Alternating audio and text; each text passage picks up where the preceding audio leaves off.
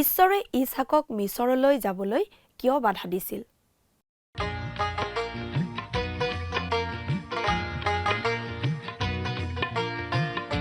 আজিৰে পবিত্ৰ ক্ষণতে উজলি উঠা খ্ৰীষ্টৰ জ্যোতি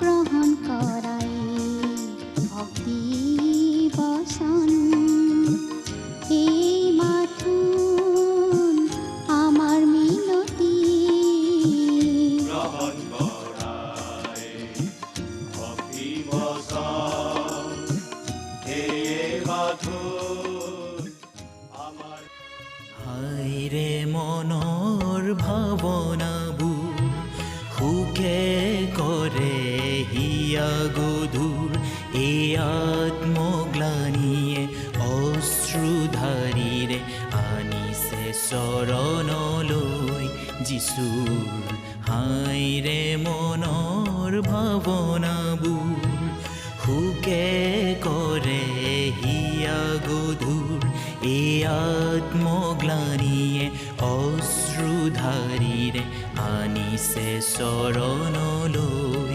যিচুৰ হায়ৰে মনৰ ভাৱনাবোৰ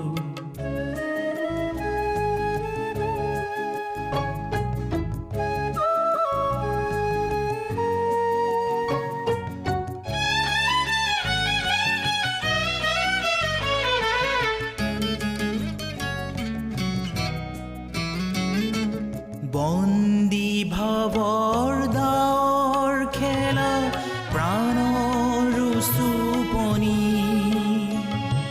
মিথ্যা ভৰসাৰ আশাইৰি যিচুতে পাওঁ মুক্তি মোৰ মুক্তি কামনাৰ মুক্তি নিবেদন চুইছে প্ৰভুৰ চৰণ তেওঁ লৈছে তুলি গধুৰ বুজাবোৰ কৰিছে প্ৰাণ কুজু হায়ৰে মনৰ ভাৱনাবোৰ সুকে কৰে হিয়া গধুৰ এই আত্মগ্লানিয়ে অশ্ৰুধাৰীৰে। নমস্কাৰ, আমাৰ দৰ্শকসকললৈ প্ৰভু যীশু খ্ৰীষ্টৰ মহান নামত উষ্ম আদৰণি জনাইছোঁ। এই ভক্তিবচন অনুষ্ঠানৰ যোগেৰে আপোনালোকক লগ পাই আমি নথৈ আনন্দিত হৈছোঁ। আমাৰ এই ভক্তিবচন অনুষ্ঠানটি হৈছে ধাৰাবাহিক বাইবেল অধ্যয়নৰ অসমীয়া অনুষ্ঠান। গোটেই বাইবেল শাস্ত্ৰখনেই আমি ইয়াত অধ্যয়ন কৰিম।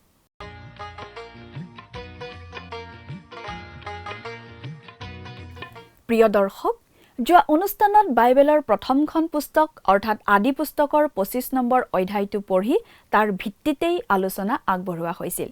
আজি এই আদি পুস্তকৰ ২৬ নম্বৰ অধ্যায়ৰ পৰা আমি চাব খুজিছোঁ। আদি পুস্তকৰ আগৰ অধ্যায়বোৰত অব্ৰাহামৰ বিষয়ে ইমানবোৰ চিন্তাকৰ্ষক কথাবোৰ পঢ়ি এতিয়া ইছহাক আৰু জাকোবৰ কথাবোৰ বেছি আকৰ্ষণীয় যেন হয়তো নালাগিবও পাৰে। সেইটো স্বাভাৱিক কথা। ২৬ নম্বৰ অধ্যায়টো প্ৰধানকৈ ইছহাকৰ কথা। ভালদৰে মন কৰিলে আমি বুজি পাওঁ যে ইয়াত থকা কথাবোৰৰ মাজেৰেও আমাৰ বাবে বিশেষ বাৰ্তা আছে। এই অধ্যায়টোৱে আমাক ধৈৰ্যৰ প্ৰয়োজনীয়তাৰ কথা শিকায়।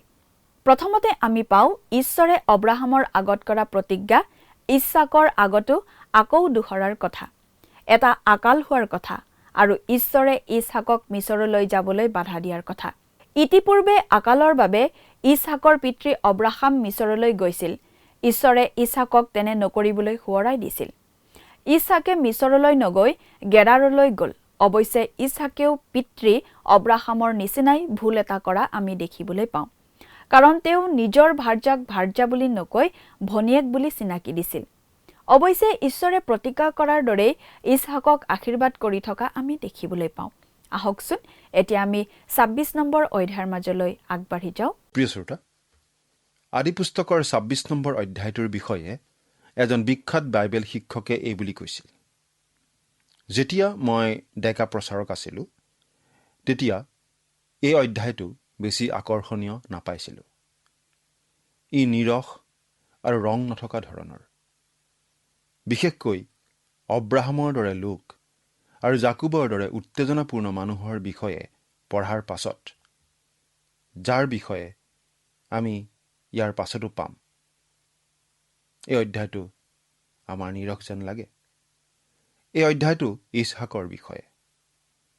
আচলতে একমাত্ৰ এই অধ্যায়টোৱেই কেৱল ইছহাকৰ বিষয়ে লিখা অধ্যায়।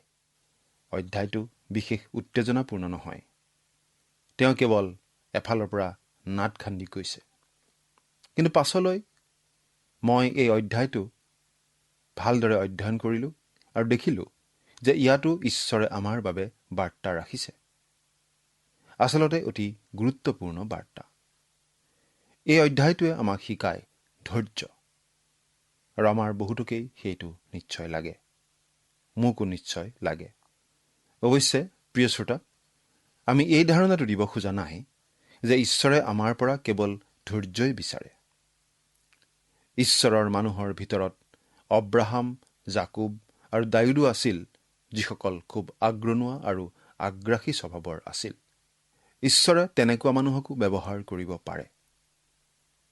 কিন্তু ইছহাকৰ জীৱনৰ পৰা আমাৰ বহুতৰ বাবে ডাঙৰ বাৰ্তা আছে।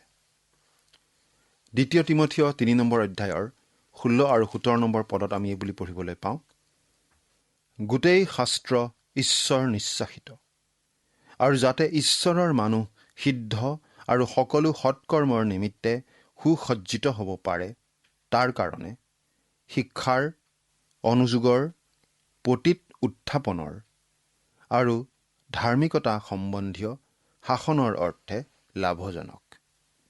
2 তিমথিয় 3 নম্বৰ অধ্যায়ৰ 16 আৰু 17 নম্বৰ পদ। এই কথা মনত ৰাখি আমি এই অধ্যায়টোত প্ৰৱেশ কৰোঁ হওক। প্ৰিয় পুত্ৰ ইছহাকৰ আগত প্ৰতিজ্ঞাটো ঈশ্বৰে আকৌ দৃঢ় কৰিছে। তাৰ পাছত আমি দেখিবলৈ পাওঁ, তেওঁ দেউতাক অব্ৰাহামৰ নিচিনা একেটা পাপতেই পৰিছে, অবিশ্বাসৰ পাপ। আৰু শেষত আমি তেওঁক দেখিম গেৰাৰ অঞ্চলত নাট খন্দা। এইখিনি কথা বেছি আকৰ্ষণীয় যেন নালাগিব পাৰে, কিন্তু আমাৰ বাবে ইয়াত বাৰ্তা আছে। আমি উপেক্ষা কৰা উচিত নহয়।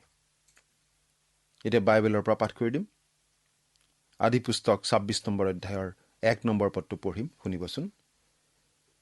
অব্ৰাহামৰ দিনত হোৱা প্ৰথম আকালৰ বাহিৰে সেই দেশত পুনৰাই আকাল হোৱাত ইছহাকে গৰাৰলৈ পলেষ্টিয়াবিলাকৰ ৰজা অবিমেলেকৰ ওচৰলৈ গ'ল।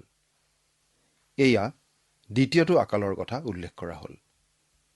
আপোনাৰ নিশ্চয় মনত আছে অব্ৰাহামৰ দিনত হোৱা আকালৰ কথা। সেই আকালৰ সময়ত অব্ৰাহাম ভতিজাক লুতৰ সৈতে মিছৰ দেশলৈ গুচি গৈছিল। 2 নম্বৰ পদ। পাছে জিহুৱাই তেওঁক দৰ্শন দি ক'লে, তুমি মিছৰ দেশলৈ নামি নাযাবা। যি দেশৰ কথা মই তোমাক ক'ম তাতে থাকিবা। ঈশ্বৰে বাৰু ইছহাকক সেইদৰে কিয় কৈছিল? তেওঁৰ আগত তেওঁৰ দেউতাকৰ উদাহৰণ আছিল। দেউতাকে মিছৰ দেশলৈ পলাই গৈছিল। যেনে বাপেক তেনে পুতেক। পাপ বাপেকৰ পৰা পুতেকলৈ বিয়পি যায়। আমি প্ৰজন্মৰ মাজত থকা ব্যৱধানৰ কথা কৈ থাকোঁ, কিন্তু পাপৰ ক্ষেত্ৰত প্ৰজন্মৰ মাজত আচলতে কোনো ব্যৱধান নাই। ই এটা প্ৰজন্মৰ পৰা আনটো প্ৰজন্মলৈ বিয়পি যায়। সাধাৰণতে পুতেকে বাপেকে কৰা ভুলবোৰেই কৰে, যদিহে আন কোনোবাই হস্তক্ষেপ নকৰে।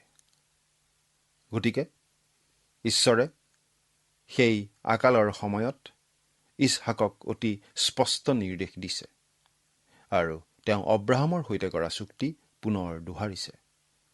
এতিয়া 3 আৰু 4 নম্বৰ পদ দুটা পঢ়িম। তুমি এই দেশতে প্ৰবাস কৰা, তাতে মই তোমাৰ সংগী হৈ তোমাক আশীৰ্বাদ কৰিম, কিয়নো এই সকলো দেশ তোমাক আৰু তোমাৰ বংশকেই দি মই তোমাৰ পিতৃ অব্ৰাহামলৈ কৰা শপত সামফল কৰিম। মই আকাশৰ তৰাবোৰৰ দৰে তোমাৰ বংশ বঢ়াই তোমাৰ বংশক এই সকলো দিম, আৰু তোমাৰ বংশতে পৃথিৱীৰ সমুদায় জাতি আশীৰ্বাদ প্ৰাপ্ত হ'ব। ঈশ্বৰে ইছহাকক কৈছে, এই দেশ এৰি নাযাবা, মিছৰলৈ নাযাবা। মই অব্ৰাহামৰ সৈতে কৰা চুক্তিটো তোমাৰ লগত খাটাং কৰিব খুজিছোঁ। আৰু তেওঁ 3 খলপীয়া প্ৰতিজ্ঞাটো দোহাৰিছে। প্ৰতিজ্ঞাটোৰ প্ৰথম ভাগটো হৈছে দেশ। মই তোমাক আৰু তোমাৰ বংশক এই দেশ দিম। দ্বিতীয়তে হৈছে জাতি। মই তোমাৰ বংশ আকাশৰ তৰাৰ দৰে বৃদ্ধি কৰিম। আৰু তৃতীয়তে হৈছে আশীৰ্বাদ।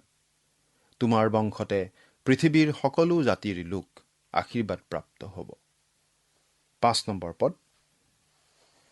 কিয়নো অব্ৰাহামে মোৰ কথা মানি মোৰ পালনীয় মোৰ আজ্ঞা বিধি আৰু ব্যৱস্থাবোৰ পালন কৰিছিল। তেতিয়ালৈকে ঈশ্বৰে মোচীৰ যোগেদি কোনো বিধান দিয়া নাছিল। এইবিলাক কথা মোচীতকৈ বহুত আগৰ কথা। অব্ৰাহাম মোচীৰ ব্যৱস্থাৱলীৰ অধীন নাছিল। কিন্তু দৰকাৰী কথা এইয়ে যে যেতিয়া ঈশ্বৰে অব্ৰাহামক কিবা কৈছিল, তেওঁ ঈশ্বৰৰ কথা বিশ্বাস কৰিছিল আৰু সেইমতে কাম কৰিছিল। তেওঁৰ কাৰ্যৰ যোগেদি তেওঁ তেওঁৰ বিশ্বাস প্ৰদৰ্শন কৰিছিল। বহুতো লোকে আজি খ্ৰীষ্টীয় জীৱনত কোনো বাস্তৱতা নাই বুলি আপত্তি দৰ্শায়। এগৰাকী মহিলাই কৈছিল যে তেওঁ বিশ্বাস কৰে, কিন্তু তেওঁ নিশ্চিত নহয় আৰু একো অনুভৱ কৰিবও নোৱাৰে। কি যে অনিশ্চয়তা! কিন্তু সেই মহিলাগৰাকীৰ জীৱনত যে কোনো কাৰ্য নাছিল, সেই কথা অলপ কথা পাতিলেই বুজি পোৱা গ'ল। তেওঁ চুকত বহি আঙুলি চুপি থকাৰ দৰে আছিল আৰু কেৱল কৈছিল, মই বিশ্বাস কৰোঁ, মই বিশ্বাস কৰোঁ। তেনেদৰে তেওঁ কিবা ডাঙৰ ঘটনা এটা ঘটিব বুলি আশা কৰি আছিল। কিন্তু তেনে একো ঘটা নাছিল। যেতিয়া আপুনি ঈশ্বৰত বিশ্বাস কৰে, আপুনি তেওঁৰ প্ৰতিজ্ঞাত ভিত্তি কৰি কাৰ্যও কৰিব। যদি আপুনি কয় যে আপুনি মোৰ নামত বেংকত বহু লাখ টকা থৈ দিছে আৰু মই গৈ কেৱল মাত্ৰ উলিয়াই ল'লেই হ'ল, তেন্তে মই জানো ইয়াতে গোটেই দিনটো বহি থাকিম? প্ৰিয় শ্ৰোতা, যদি আপুনি মোক জানে, তেনেহ'লে জানিব যে খবৰটো পোৱাৰ লগে লগে মই সেই বেংকলৈ দৌৰি যাম আৰু মোৰ বাবে থৈ দিয়া সেই টকা উলিয়াই ল'মগৈ। বিশ্বাস মানে আপুনি যিহৰ ভিত্তিত কাম কৰে সেয়াই। বিশ্বাস হৈছে আপুনি যিহত খোজ দিয়ে সেয়াই। অব্ৰাহামে ঈশ্বৰত বিশ্বাস কৰিছিল আৰু ঈশ্বৰে সেয়েই তেওঁৰ বাবে ধাৰ্মিকতা বুলি গণ্য কৰিছিল। এতিয়া ঈশ্বৰে ইছহাকক কৈ আছে তেওঁকো তেনেধৰণৰ লোক হোৱাটো বিচাৰে। 6 নম্বৰ পদ। পাছে ইছহাকে গৰাৰত নিবাস কৰিলত। এই গৰাৰ দক্ষিণৰ পিনে। অব্ৰাহাম আৰু ইছহাক দুয়ো দেশখনৰ দক্ষিণ অঞ্চলত বাস কৰিছিল। আচলতে অব্ৰাহাম উত্তৰ পিনে ছিকিমলৈকে আহিছিল, কিন্তু দক্ষিণ পিনে হিব্ৰুনতেই তেওঁ বাস কৰিলেগৈ। হিব্ৰুন অৰ্থাৎ মত বিনিময়ৰ ঠাই। 7 নম্বৰ পদ। সেই ঠাইৰ মানুহবিলাকে তেওঁৰ ভাৰ্যাৰ কথা সোধাত তেওঁ মোৰ ভনী বুলি ক'লে, কাৰণ মোৰ ভাৰ্যা বুলি ক'বলৈ তেওঁ ভয় কৰিলে, কিয়নো তেওঁ ভাবিছিল ৰিবেকা বৰ শুৱনি হোৱাত ইয়াৰ মানুহবোৰে তেওঁৰ নিমিত্তে কিজানি মোক বধ কৰিব। দেখিছেনে প্ৰিয় শ্ৰোতা, ইছহাকে দেউতাকে কৰা পাপকেই কৰিছে। ঈশ্বৰে তেওঁক মিছৰলৈ নাযাবলৈ কৈছিল, গতিকে তেওঁ তালৈ নগ'ল, কিন্তু তাৰ পৰিৱৰ্তে গৰাৰলৈ গ'ল। সেই গৰাৰত মানুহবোৰে ৰিবেকালৈ চকু দিয়া তেওঁ নিশ্চয় মন কৰিছিল। গতিকে তেওঁ তেওঁক ক'লে, তুমি ক'বা যে তুমি মোৰ ভনী, ভাৰ্যা নহয়। অব্ৰাহাম আৰু ইছহাকৰ মাজত পাৰ্থক্য এয়ে আছিল যে অব্ৰাহামে আধা মিছা কৈছিল, কিন্তু ইছহাকে সম্পূৰ্ণ মিছা কৈছিল।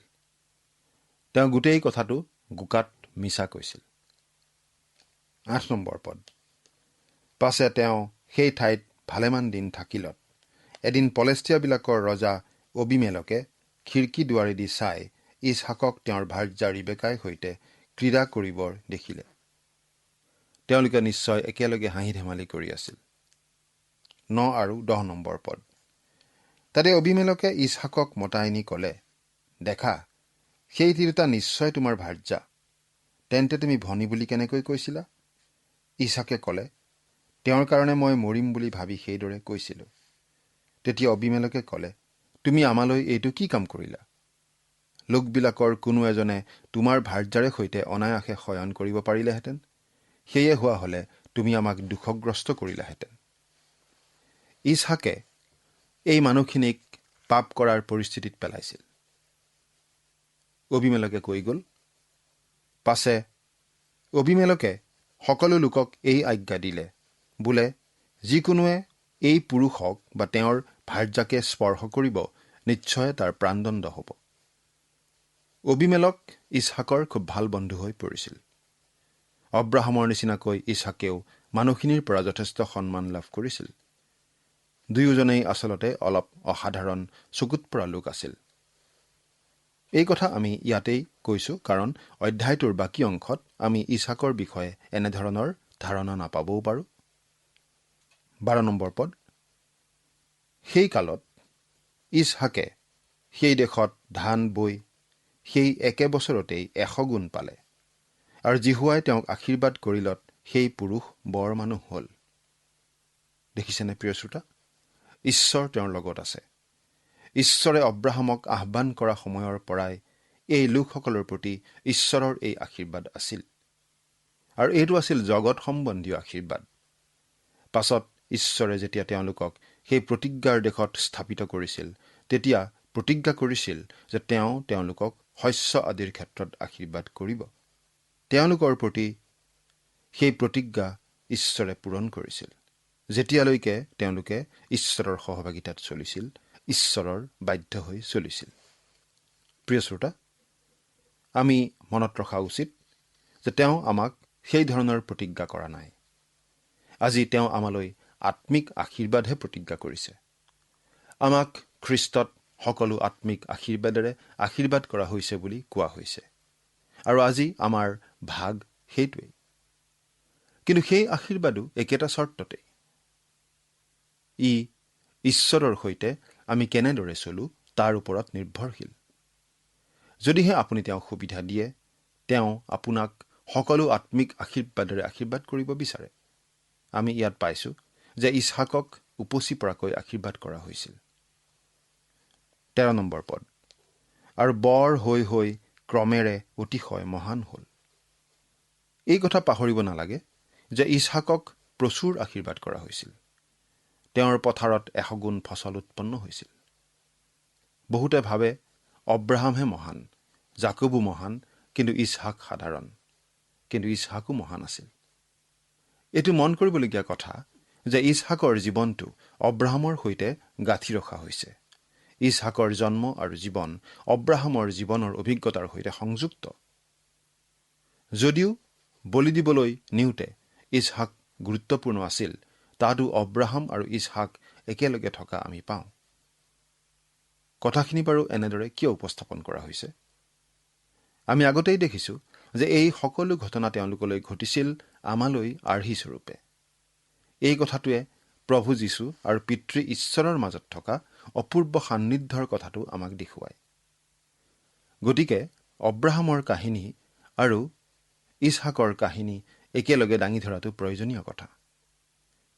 প্ৰভু যীশুৱে কৈছিল, মই আৰু মোৰ সেই পিতৃ এক। অব্ৰাহামৰ সৈতেও ইছহাকৰ কাহিনী একেলগে গঠা। এতিয়া এই অধ্যায়ত আমি দেখিছোঁ ইছহাকে নিজৰ 2 ভৰিত থিয় দিয়া, আৰু তেওঁ বেছি আকৰ্ষণীয় ৰূপত আমাৰ আগত থিয় দিব পৰা নাই। তেওঁ দুৰ্বলতা প্ৰদৰ্শন কৰিছে, আৰু অব্ৰাহামে কৰি অহা পাপকেই তেওঁ কৰিছে। তথাপি ঈশ্বৰৰ বাক্যই এই কথা স্পষ্ট কৰি দিছে যে সেই দেশত ইছহাক এজন অতি মহান লোক আছিল, সন্মানীয় লোক আছিল। এতিয়া 14 নম্বৰ পদটো পঢ়িম। আৰু তেওঁৰ অনেক মেৰ ধন, গোধন আৰু অনেক বন্দী বেটী হ'ল।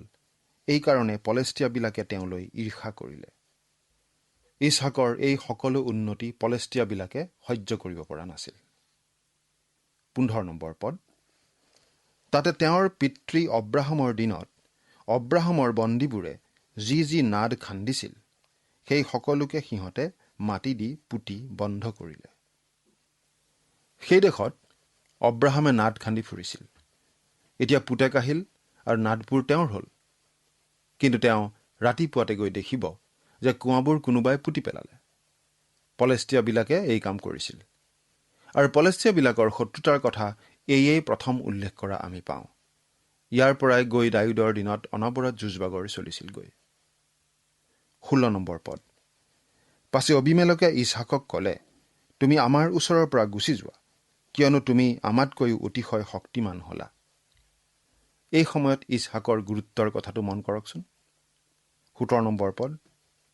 তেতিয়া ইছহাকে তাৰ পৰা গুচি গৈ গৰাৰৰ উপত্যকাত তম্বু তৰি তাতেই নিবাস কৰিলে। অবিমেলকে ক'লে, আপোনাৰ কাৰণে বহু সমস্যাৰ সৃষ্টি হৈছে, আপুনি এই ঠাই এৰাই ভাল হ'ব। ইছহাকৰ প্ৰতি তেওঁৰ যথেষ্ট সন্মান থকাটো আমি ইয়াত দেখা পাওঁ। ইছহাকৰ জীৱনৰ এই অংশটো তেওঁৰ দুৰ্বলতা যেন লাগিব পাৰে, কিন্তু নহয়। মন কৰকচোন, তেওঁ সেই দেশলৈ উভতি আহিল য'ত তেওঁৰ দেউতাক অব্ৰাহামে বাস কৰিছিল। 18 পৰা 20 নম্বৰ পদ। আৰু তেওঁৰ পিতৃ অব্ৰাহামৰ দিনত খনা যি পানীৰ নাদ পলেষ্টিয়াবিলাকে অব্ৰাহামৰ মৃত্যুৰ পাছত পুতি পেলাইছিল, ইছহাকে পুনৰাই সেইবোৰ নাদ খান্দি উলিয়ালে, আৰু তেওঁৰ পিতৃয়ে দিয়া নামৰ দৰেই ইছহাকে সেইবোৰৰ নাম দিলে। আৰু ইছহাকৰ বন্দীবোৰে সেই উপত্যকা খান্দি তাত এটা জৰণী ভুমুক পালে। তাতে গৰাৰৰ পশুৰখীয়াবোৰে ইছহাকৰ পশুৰখীয়াৰ সৈতে বিবাদ কৰি ক'লে, এই পানী আমাৰ। এই হেতুকে ইছহাকে সেই নাদৰ নাম এছক বিবাদ ৰাখিলে, কাৰণ সিহঁতে তেওঁৰ লগত বিবাদ কৰিছিল। কি ধৰণৰ সংগ্ৰাম চলি আছিল সেই কথা ইয়াতে প্ৰকাশ পাইছে। আমি ভাবোঁ পানী আচলতে ঈশ্বৰৰ বাক্যৰ প্ৰতীক। আমি গভীৰভাৱে ইয়াক পান কৰিব লাগে। ইয়াক কোৱা হয় বাক্যৰ জল, আৰু আমাৰ পিয়াহ দূৰ কৰিবলৈ আৰু লগতে ধুবলৈও। যীশুৱে কৈছিল যে তেওঁ কোৱা বাক্যৰ দ্বাৰা আমি পৰিষ্কৃত হৈছোঁ। পানী আমাৰ জীৱনৰ বাবে এটা অতি প্ৰয়োজনীয় উপাদান। পানী অবিহনে জীৱন থাকিব নোৱাৰে। আপুনি যেতিয়া মৰুভূমিৰ ওপৰেদি উৰি যায়, তেতিয়া শুকান গছ গছনি নোহোৱা ঠাই দেখা পাব। তাৰ পাছত হঠাতে আপুনি দেখিবলৈ পায় সুন্দৰ সেউজীয়া অঞ্চল, আৰু হয়তো আপুনি ভাবে, কি হ'ল, কিয় এনেকুৱা হ'ল? পানীয়েই সেই কথাটোৰ একমাত্ৰ কাৰণ। আৰু প্ৰিয় শ্ৰোতা, যিকোনো মণ্ডলীতেই মানুহবোৰৰ মাজত থকা পাৰ্থক্যৰ কাৰণ ব্যাখ্যা কৰে পানীয়েই, ঈশ্বৰৰ বাক্যৰ পানী। ঈশ্বৰৰ বাক্য অধ্যয়ন কৰা বিশ্বাসকাৰীসকলৰ জীৱনত এটা ডাঙৰ পৰিৱৰ্তন চকুত পৰে, আৰু এটা সংগ্ৰামো থাকিব। আমি ভাবোঁ, যদিহে আপুনি সঁচাকৈয়ে ঈশ্বৰৰ বাক্য অধ্যয়ন কৰিব বিচাৰে, তেনেহ'লে কিবা এটা ত্যাগ স্বীকাৰ কৰিবই লাগিব। শয়তানে আপোনাক ঈশ্বৰৰ বাক্য অধ্যয়ন কৰাৰ পৰা যেনে তেনে আঁতৰাই ৰাখিব চেষ্টা কৰিব। 23 আৰু 24 নম্বৰ পদ। ইয়াত এনেদৰে পাওঁ, পাছে তেওঁ তাৰ পৰা বেৰচেবালৈ গ'লত সেই ৰাতিয়েই জিহুৱাই তেওঁক দৰ্শন দি ক'লে, মই তোমাৰ পিতৃ অব্ৰাহামৰ ঈশ্বৰ, ভয় নকৰিবা, কিয়নো মই তোমাৰ সংগী হৈ তোমাক আশীৰ্বাদ কৰিম, আৰু মোৰ নিজ দাস অব্ৰাহামলৈ চাই তোমাৰ বংশ বৃদ্ধি কৰিম। ঈশ্বৰে তেওঁক সান্তনা দিবলৈ দেখা দিলে। ঈশ্বৰে যোছেফৰ বাহিৰে গোটেই কেইজন আদি পিতৃ অৰ্থাৎ অব্ৰাহাম, ইছহাক আৰু জাকুবক দেখা দিছিল। এতিয়া আমি 25 নম্বৰ পদটো চাওঁ হওক। পাছে ইছহাকে সেই ঠাইতে যজ্ঞবেদী নিৰ্মাণ কৰি জিহুৱাৰ নামেৰে প্ৰাৰ্থনা কৰিলে, আৰু তাতে নিজ তম্বু তৰিলে। পাছে ইছহাকৰ বন্দীহঁতে তাত এটা নাদ খান্দিলে। তেওঁ আকৌ এটা নাদ খান্দিছে। আপুনি ইছহাকৰ লগতে সদায় এটা নাদ লগাই দিব পাৰে। আপুনি অব্ৰাহামৰ লগতে সদায় এটা যজ্ঞবেদী লগাই দিব পাৰে, নহয়নে বাৰু প্ৰিয় শ্ৰোতা? আৰু জাকুবৰ লগত আপুনি তম্বু পাতি দিব পাৰে। সেই কথা আমি পাছত দেখা পাম। এতিয়া আমি 26 নম্বৰ পদৰ পৰা একেবাৰে 29 নম্বৰ পদলৈকে পাঠ কৰি দিম। তাৰ পাছত অবিমেলকে অহুজ্জত নামেৰে আপোনাৰ এজন বন্ধুক আৰু তেওঁৰ প্ৰধান সেনাপতি ফিখোলকো লগত লৈ গৰাৰৰ পৰা ইছহাকৰ ওচৰলৈ গ'ল। তাতে ইছহাকে তেওঁলোকক ক'লে, তোমালোকে মোক ঘিণ কৰি তোমালোকৰ ওচৰৰ পৰা খেদি পঠালা। এতিয়ানো মোৰ ওচৰলৈ তোমালোক কেলৈ আহিছা? তাতে তেওঁলোকে ক'লে, জিহুৱা যে তোমাৰ সংগী, তাক আমি নিশ্চয় জানিলোঁ, আৰু আমাৰে মাজত এক শপত হ'বলৈ, আৰু আমি যেনেকৈ তোমাক স্পৰ্শ কৰা নাই আৰু তোমাৰ মংগলৰ বাহিৰে একো কৰা নাই, বৰং শান্তিৰে বিদায় কৰিছিলোঁ, তেনেকৈ তুমি যাতে আমালৈ হিংসা নকৰিবা, তোমাৰে সৈতে এনে নিয়ম স্থিৰ কৰিবলৈ আমি কোৱা মেলা কৰিলোঁ। তুমি এতিয়া জিহুৱাৰ আশীৰ্বাদ প্ৰাপ্ত হ'লা। যদিও গৰাৰৰ মানুহবিলাকৰ সৈতে লেনদেন কৰাত ইছহাক অতি দুৰ্বল যেন দেখা গৈছিল, কিন্তু গৰাৰৰ ৰজাজন ইমান প্ৰভাৱিত হৈছিল যে তেওঁ ভাল সম্বন্ধ স্থাপন কৰিবলৈ বেৰচেবালৈকে ইছহাকক অনুসৰণ কৰিলে। সেই দেশত ইছহাকৰ যি প্ৰভাৱ আছিল, সেই প্ৰভাৱ কোনো দুৰ্বল মানুহৰ প্ৰভাৱ হ'ব নোৱাৰে। 34 আৰু 35 নম্বৰ পদ দুটা পঢ়িম। পাছে এছৌৱে 40 বছৰ বয়সত হিত্তিয়া বেৰীৰ জীয়েক জিহুদিত আৰু হিত্তিয়া এলুনৰ জীয়েক বাছমতক বিয়া কৰিলে। কিন্তু ইহঁত দুজনী ইছহাক আৰু ৰিবেকাৰ মনত দুখ দিওঁতা হ'ল। এছৌ আৰু জাকুবৰ কথা পৰৱৰ্তী অধ্যায়ত আমি ভালদৰে আকৌ পঢ়িবলৈ পাম। আজিলৈ ইমানতেই সামৰিছোঁ। ঈশ্বৰ আপোনাৰ সহায় হওক। আমেন।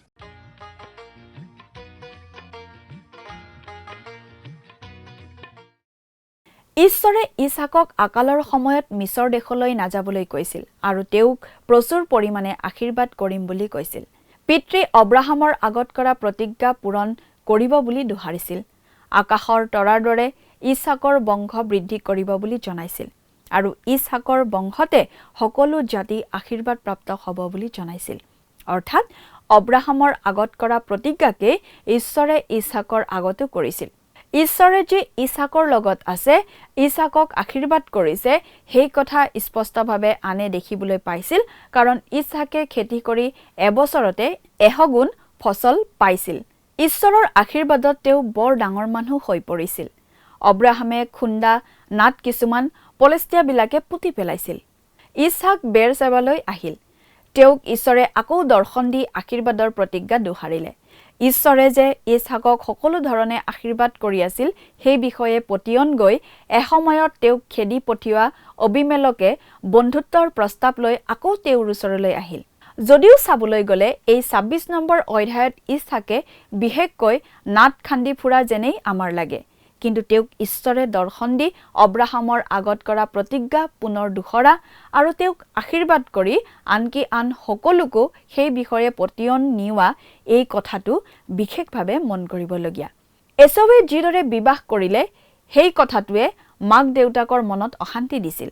ইছহাক আৰু ৰিবেকাই জাকুবেও একেই ভুল কৰাকে বিচৰা নাছিল। পিছৰটো অধ্যায়ত জাকুবৰ বিষয়ে অতি গুৰুত্বপূৰ্ণ কথা আমি পঢ়িবলৈ পাম। পৰৱৰ্তী অনুষ্ঠানত পুনৰ লগ পোৱাৰ আশাৰে আজিলৈ আমি ইমানতে সামৰিব খুজিছোঁ। আহকচোন সামৰণিত প্ৰাৰ্থনাত মূৰ দুৱাওঁ। স্বৰ্গত থকা অতি মৰমীয়াল দয়ালু পিতৃ ঈশ্বৰ, ধন্য হওক প্ৰভু তোমাৰ নাম। প্ৰভু সময়তে প্ৰাৰ্থনা কৰিছোঁ প্ৰত্যেকজন দৰ্শকসকলৰ বাবে। তেওঁলোকৰ জীৱনত প্ৰভু তুমি প্ৰচুৰ পৰিমাণে আশীৰ্বাদ কৰা আৰু প্ৰভু তোমাৰ বাক্য বুজি পোৱাত তেওঁলোকক তুমি সহায় কৰা আৰু যাতে তোমাৰ বাক্যত তুমি যেনেদৰে বাৰ্তাসমূহ প্ৰভু দিছা, যি বিশেষ বাৰ্তা, সেই বাৰ্তা প্ৰভু তেওঁলোকে যাতে ল'ব পাৰিব আৰু সেইমতে যাতে নিজৰ জীৱনত ব্যৱহাৰ কৰিব পাৰিব, তেনে আশীৰ্বাদ কৰা। এই সকলো যত্ন মহান ত্ৰাণকৰ্তা প্ৰভু যীশুখ্ৰীষ্টৰ নামত অৰ্পণ কৰিলোঁ। আমেন। যোৱা অনুষ্ঠানত প্ৰচাৰিত প্ৰশ্নটিৰ শুদ্ধ উত্তৰটো হৈছে অপশ্যন চি 40। আজিৰ অনুষ্ঠানৰ ওপৰত আধাৰিত প্ৰশ্নটি হৈছে অবিমেলক কোন আছিল?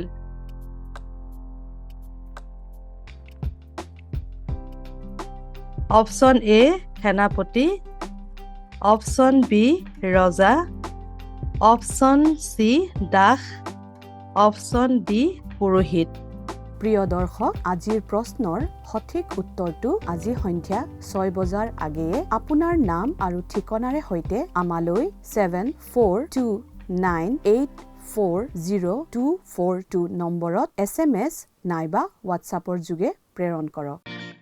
প্ৰিয় দৰ্শক, আপুনি যদি আমাৰ এই অনুষ্ঠানৰ যোগেদি আশীৰ্বাদপ্ৰাপ্ত হৈছে আৰু আমাৰ লগত কথা পাতিবলৈ বিচাৰিছে বা আপোনাক প্ৰাৰ্থনাৰ সহায়ো পৰামৰ্শ লাগে, তেন্তে আমালৈ 7429840242 এই নম্বৰত পোনপটীয়াকৈ ফোন কৰিব পাৰিব।